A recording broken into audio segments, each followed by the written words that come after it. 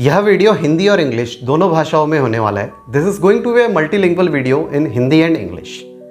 सो इस वीडियो में आपको बताऊंगा whenever a patient visits us तो हमें उसका इलाज कैसे करना होता है, एक आइडियल तरीका क्या होता है टू ट्रीट अ पेशेंट। तो जब हमारे पास कोई पेशेंट आता है मेरे क्लिनिक में तो मैं सबसे पहले उसके ऑब्जेक्टिव सिम्टम्स यानी कि वह सिम्टम्स जो मुझे नज़र आ रहे हैं वो देखता हूँ। तो पेशेंट के लक्षण जानना सबसे ज़्यादा महत्वपूर्ण होता है। अब पेशेंट आया, मैंने देखा कि पेशेंट काफ़ी ज़्यादा पसीना है उसके सर में और काफ़ी उसके हाथ पैर भी कांप रहे हैं।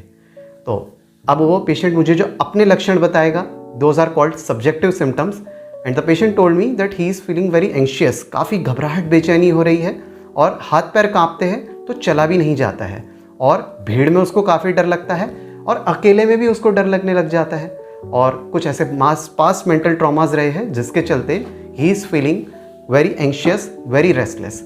सो ये थे हमारे सिम्टम्स यानी कि लक्षण जो कि ऑब्जेक्टिव और सब्जेक्टिव हो सकते हैं। अब इसके बाद हमें डायग्नोसिस यानी कि बीमारी की पहचान करनी है। On the basis of other symptoms as well I came to a conclusion कि उस पेशेंट को पैरानॉइड यानी कि पैरानोइया की दिक्कत है, वो पैरानॉइड हुआ जा रहा है और साथ ही साथ उसको बॉर्डरलाइन डिप्रेशन की भी पहले की पास्ट हिस्ट्री रही है। And on the basis of that उसको हम आगे जो अगला स्टेप है हमारा कि हमने लक्षण पहचान लिए, बीमारी पकड़ ली, अब उसकी दवा का चुनाव करना है। तो होम्योपैथी में खास तौर पे किसी भी बीमारी की कई सारी दवाइयाँ हो सकती है। मेरा डिस्क्लेमर आप लोगों को यही रहेगा कि प्लीज़ आप किसी भी बीमारी का इलाज स्वयं ना करें, क्योंकि जब भी आप किसी बीमारी का स्वयं इलाज करने की कोशिश करते हैं तो आप अक्सर गलत दवाई ले लेते हैं, जिसके चलते या तो आपको आराम नहीं होता है या परेशानी कभी कभी बढ़ भी सकती है। मैं आपको बताता हूँ कि किस तरीके से उस पेशेंट को, ये रही हमारी रेपर्टरी की बुक जो कि एक फिजिशियन को तो मोस्टली 90% बाय हार्ट याद होती है, बट सम कंफ्यूजिंग केसेस या मल्टीपल अगर सिम्टम्स मिल रहे तो कभी कभी हम इसको भी एज अ रेफरेंस चेक कर लेते हैं। तो अगर मैं अब आपको माइंड में ही इसके वो बताऊं तो पेशेंट को जो एंग्जाइटी हो रही है उसके चलते जो दवाइयाँ चल सकती हैं वो कई सारी है।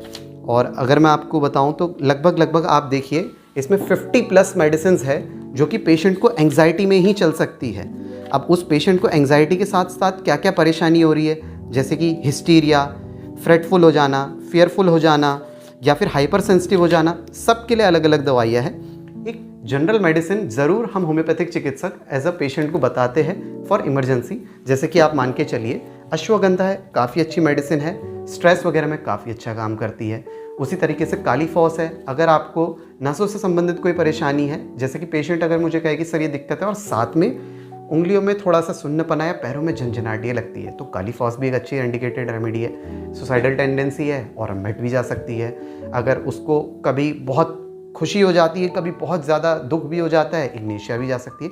कई सारी दवाइयाँ हैं। होम्योपैथी में जब भी आप इलाज लेते हैं किसी अपने नज़दीकी होम्योपैथिक चिकित्सक के पास जाकर ही इलाज लाएं, सबसे बेहतर इलाज मिलेगा।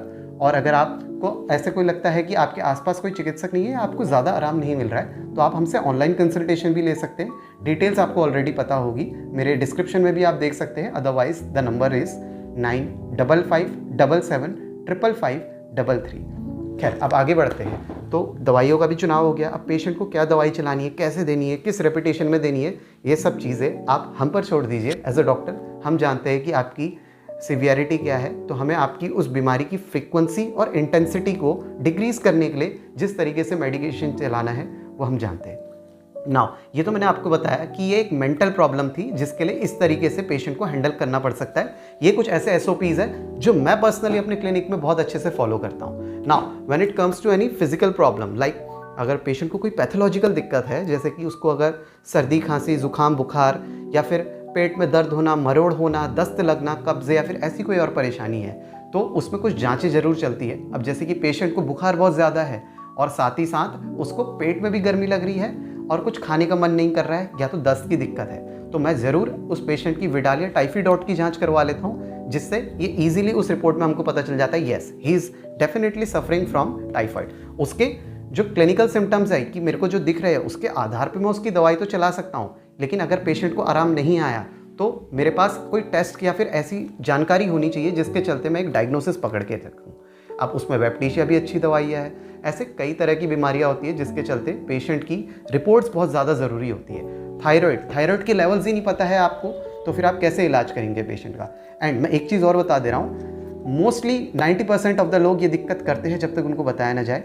थायराइड की जांच हमेशा खाली पेट होती है 10 से 12 घंटे की फास्टिंग के बाद, बिकॉज ये एक मेटाबॉलिक प्रॉब्लम है जिसमें आपका मेटाबॉलिज्म स्लो हो जाता है। और कब कब करवा लेते हैं हम, आप मान के चलिए बाल झड़ रहे हैं, मोटापा बहुत ज़्यादा हो रहा है, बीपी लो हो रहा है, कब्ज़ की दिक्कत है, ऐसे कई सारी दिक्कतें हैं, तो हम थायराइड की जांच जरूर करवा लेते हैं उसके इलाज के लिए। खैर, मूविंग फॉरवर्ड, अब और भी कई सारी चीज़ें होती है। जब हमारे पास कोई पेशेंट आता है तो हम उसकी दवाइयाँ चलाते हैं और साथ ही साथ उसको कुछ डाइटरी मेजर्स भी कहते हैं। ऐसा नहीं कि बस सर आप हमको दवाइयाँ देते रहिए, हम ठीक होते रहेंगे, बाकी हम कुछ फॉलो नहीं करने वाले। अरे भाई, शुगर का पेशेंट है, उसको डाइट चार्ट फॉलो करना पड़ेगा। लो बीपी का पेशेंट है, लो बीपी का पेशेंट तो मैं आपको अभी बता देता हूँ डाइट चार्ट। लो बीपी के पेशेंट को आपको थोड़ा परेशानी लगे, लेकिन दिन में 4 से 5 बार एक छोटी छोटी डाइट लेते रहनी चाहिए, बिकॉज वी डोंट वांट कि उसका बीपी एकदम से इतना डाउन चले जाए that he starts to feel fainting, यानी कि वो उसको बेहोशी ना लगने लग जाए, इसलिए हम देते। और अक्सर आपने एक चीज़ देखी होगी, खास तौर पे महिलाओं में, जब भी आप एक कमरे से दूसरे कमरे में अचानक जाते हैं तो आपको अचानक से आंखों के आगे हल्का अंधेरा लगता है। Yes, these are definitive signs of low BP along with anaemia. So इसमें आपकी आयरन की जांच करवाते हैं, हम हीमोग्लोबिन की जांच करवाते हैं। देखिए, एक डॉक्टर जब भी आपको कोई जांचें करवाता है तो वो ज़रूरी है आपकी बीमारी की पकड़ के लिए, क्योंकि यह एक SOP यानी कि स्टैंडर्ड ऑपरेटिंग प्रोटोकॉल होता है किसी भी बीमारी की पकड़ करने के लिए, किसी भी बीमारी का इलाज चलाने के लिए। सो अब एक पेशेंट थे, उनको अल्ट्रासाउंड करवाया गया तो उसमें हमने पाया कि हाँ, उनको किडनी में जो पथरी हो गई है वो किस जगह पे पथरी है और किस साइज़ की पथरी है। इससे हमको एक दवाई और डाइट में काफ़ी ज़्यादा सहूलियत मिली पहचानने में और उनको एडवाइस करने में। मूविंग फॉरवर्ड, इसी तरीके से हमारे पास जो मरीज़ आते हैं, अब वो चाहे आपके सांस संबंधित वाले हो, या फिर upper respiratory tract infection, sinus की प्रॉब्लम हो, या फिर जोड़ों में दर्द की हो, या फिर कोलेस्ट्रॉल, बीपी, शुगर, मैंने आपको सभी चीज़ें बता दी।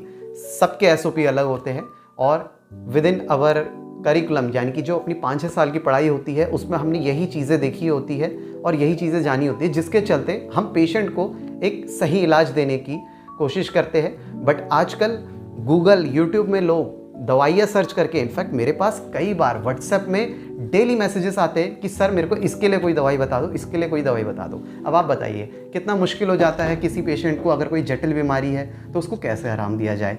बट ठीक है, अगर आपको ऐसा लगता है कि हाँ आपकी बीमारी काफ़ी ज़्यादा समय से, तो किसी भी डॉक्टर के पास जाते हैं तो अपनी जांच रिपोर्ट्स और कोई पुरानी दवाइयाँ या पुराने पर्चे हैं उनको लेके जाइए। आप हमारे पास जब भी आते हैं, मैं हमेशा अपना क्लिनिक का पर्चा जो है पेशेंट को इनफैक्ट अच्छी राइटिंग में लिख कर देता हूँ, बिकॉज आई वॉन्ट कि पेशेंट इस दुनिया में किसी भी कोने में जाए, उसे जिन दवाइयों से आराम मिला है एटलीस्ट वो उनको बाई कर सके, या फिर मेरे से ऑनलाइन कंसल्ट करके वापस से भी अगर वो इन दवाइयों को लेना चाहता है, सो हम ऑल इंडिया डिलीवरी भी कर देते हैं। There is no issue with that, because हमें भी मॉडर्न समय के साथ आगे बढ़ना पड़ेगा। टेलीमेडिसिन एंड कोरियर द्वारा मेडिसिन डिस्पेंस करनी पड़ेगी, बिकॉज इंडिया में पॉपुलेशन इतना ज़्यादा है कि डॉक्टर्स की कमी है एंड ऑल दे वांट कि डॉक्टर उन्हें थोड़ा सा एक टाइम दे सके उनकी बीमारी सुनने के लिए।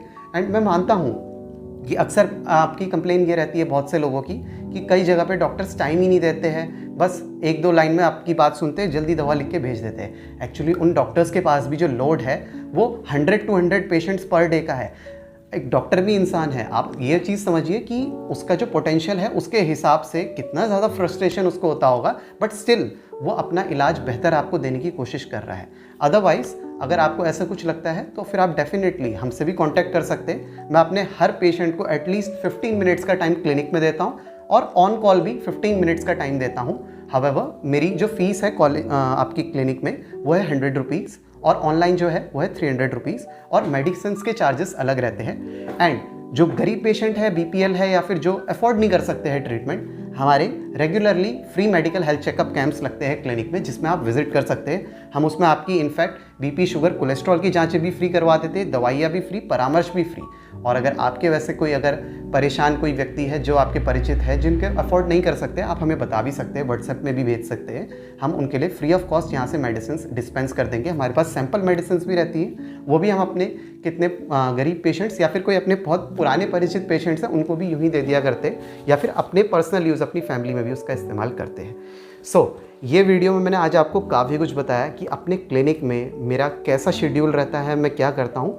मैं आपको ये भी बता देना चाहता हूँ, मेरा क्लिनिक है बची धर्मा रोड, हल्दू चौड़, हल्द्वानी लाल कुआं की लोकेलिटी विसिनिटी में, उत्तराखंड राज्य में। और आप मुझसे 9 से 1 और शाम 4 से 8 के बीच कभी भी विजिट कर सकते हैं क्लिनिक में।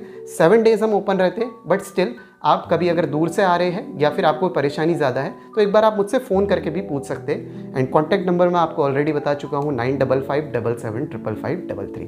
और ऑनलाइन कंसल्टेशन अगर आप लेना चाहते हैं तो आप व्हाट्सएप भी कर सकते हैं इस नंबर पे, और उसके ज़रिए मैं आपको अपनी सारी डिटेल्स वगैरह ऑनलाइन की भी दे दिया करूँगा। आज मैंने आपको अपने क्लिनिक का एक काफ़ी इन डेप्थ वीडियो बनाया जिसमें मैंने आपको बताया कि किस तरीके से हम इलाज करते हैं, किस तरीके से हम दवाइयाँ चलाते हैं। और ये मेरा क्लिनिक का एरिया है, इस तरफ मेरी फार्मेसी है, आगे मेरा रिसेप्शन है, वेटिंग एरिया है, एंड यहाँ से मैं अपना क्लिनिक ऑपरेट करता हूँ। ऑल इंडिया मेरे पेशेंट्स हैं, इनफैक्ट कुछ कंट्रीज़ दुबई, सेशल्स वगैरह और इन सब जगहों पे भी हमारी मेडिसिन जाती रहती है time to time. But don't worry, अगर आप मेरे पास क्लिनिक में आएंगे आपको क्वालिटी ट्रीटमेंट देने की एश्योरेंस मैं अपने पास रखता हूँ। And other than that, have faith on your doctor, क्योंकि अगर आपको अपने डॉक्टर पे ही भरोसा नहीं है तो आपको इलाज में हमेशा सेकंड थॉट्स आएंगे। तो अगर आप किसी डॉक्टर से ऑलरेडी इलाज चला रहे हैं, आपको अच्छा आराम मिल रहा है, तो प्लीज़ मेरे इस वीडियो से इन्फ्लुएंस होकर अपने अच्छे डॉक्टर को छोड़ के ना आए, क्योंकि मैं भी ये चीज़ पसंद नहीं करूँगा ना कि मेरा कोई पेशेंट जिसको अच्छा मुझसे आराम मिल रहा है वो एकदम से कहीं और चले गया, अब उसे वहाँ पर इलाज नहीं मिल पा रहा है अच्छा, अब उसने अपना इतना हमारा जो प्रोग्रेस था उसको भी ख़राब कर दिया। सो यस, अगर आप होम्योपैथिक द्वारा अपना इलाज चाहते हैं तो ही हमारे पास आए, और अगर आपको सेटिस्फैक्टरी रिजल्ट्स नहीं मिल रहे तो हमारे पास आए, और otherwise you are good to go. और मैं कुछ चीज़ें ये भी बता देना चाहता हूँ। एक चीज़ है जिसको लेके मेरा काफ़ी ज़्यादा कंसर्न है, जिसकी वजह से होम्योपैथी का नाम या होम्योपैथिक डॉक्टर्स का नाम काफ़ी ज़्यादा बदनाम होता है। वो कह देते हैं कि हम बीमारी का जड़ से इलाज कर देंगे, आपको दोबारा नहीं होगी, और साथ ही साथ कह देते हैं हर एक बीमारी का इलाज है। प्लीज़ आप इतनी वेग बातें ना किया करिए, इससे हमारा प्रोफेशन जो है वही बदनाम होता है। एक्चुअली आप ये मान के चलिए, मेरे भी एक पेशेंट आए थे हल्द्वानी से, उनका HbA1c एक ऐसी अच्छी जांच होती है शुगर की जो 3 महीने का एवरेज शुगर कराती है। आई रिकमेंड आप सभी लोग करवाएं उसको।